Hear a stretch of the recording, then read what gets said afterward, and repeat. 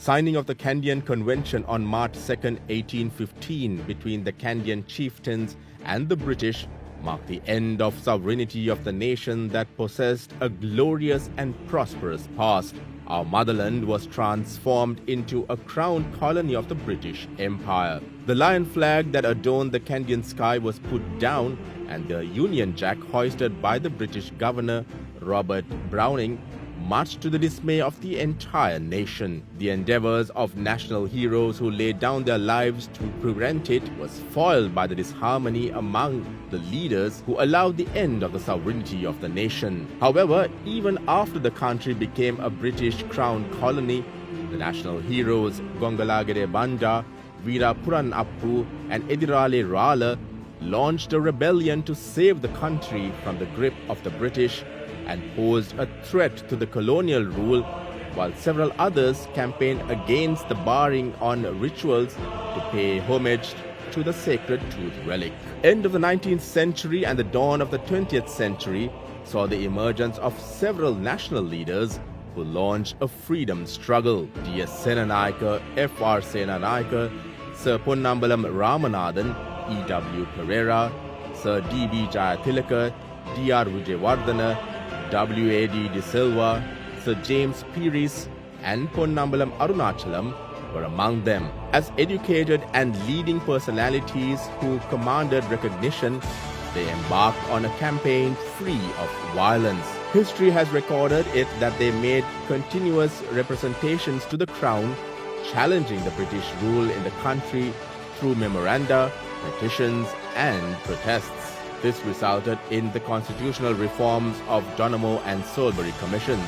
On the recommendations of the Soulbury Commission, the imperial governor granted some measures of independence, and Sri Lanka, known as Ceylon at the time, became a dominion of the British Empire on February 4, 1948. The strength, intelligence and dedication of the national leaders who campaigned with incessant civil and independence was astonishing. The imperial government had reached a consensus with the national heroes E.W. Pereira and D.R. Vijayawardena in 1915, even prior to the grant of independence, to return the lion flag, which had been the royal standard during the reign of the King of Kandy, Sri Vikrama Rajasinghe, the king's throne, the crown, the sword, and regalia back to Ceylon. King George V had returned them to Sri Lanka through his son Duke of Gloucester in 1934. King Sri Vikrama Rajasinghe's throne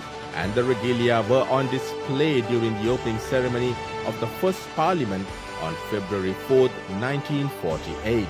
At 7:30 in the morning of February 4, 1948, at a simple ceremony at the Queen's House, His Excellency Sir Henry Montmorency Moore took his oath of allegiance and oath of office as Governor-General of the Dominion of Ceylon in the presence of the British Prime Minister and his Cabinet and the Parliament Under Secretary to the British Commonwealth Relations Office, Mr. Patrick Gordon Walker. Sir John Howard, the Chief Justice, administered the oaths. Mr. D.S. Senanayake, the first Prime Minister, greeted the first Governor-General, Sir Henry Moore, at the Queen's House. The week-long independence celebrations were held across the country, and Kandyan dancers performed on a floating stage at the water fete held on the Colombo Harbour, along with the picturesque illuminations of the fort. The newly elected ministers attended religious ceremonies in Colombo in connection with the independence. The Duke and Duchess of Gloucester boarded the Silver York aircraft Endeavour on the morning of February 5, 1948, and made their first flight to Ceylon. The royal visitors were received by the Governor-General and Lady Moore and Prime Minister D.S. Senanayake. The members of the cabinet and a large number of service chiefs and officials were present to the Duke and Duchess of Gloucester by the Prime Minister. The royal party made a triumphant entry to Colombo. At Victoria Bridge, they were welcomed by the Mayor of Colombo, Mr. R.F.S. DeMel. Judges, along with their private secretaries, Triforce's personnel members of the public, queued near the Assembly Hall, Norrington Place, to witness the opening of the Dominion Parliament.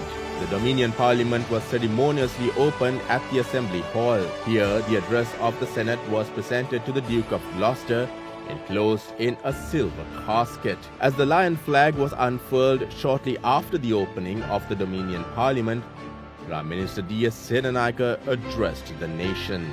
Following the ceremonial opening of the Dominion Parliament, the Duke and Duchess of Gloucester attended a reception hosted by the Mayor of Colombo, followed by a party hosted by the Prime Minister at Temple Trees. Their Royal Highness, the Duke of Duchess of Gloucester, then made their way to Kandy amidst a cheer of crowds gathered on either side of the road.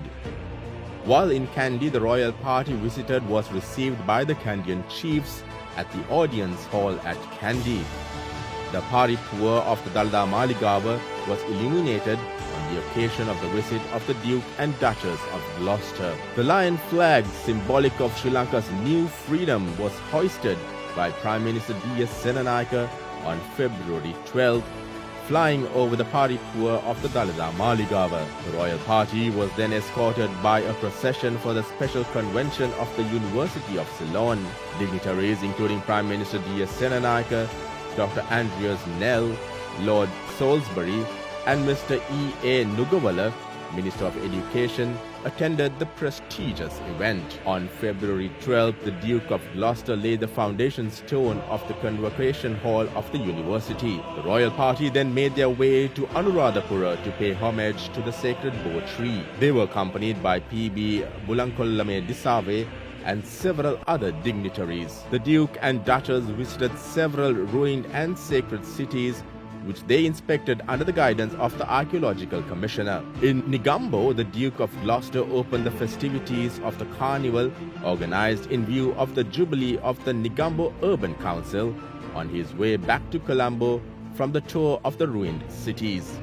The Duke and Duchess made their last public appearance at the pageant of Lanka before they left from Colombo.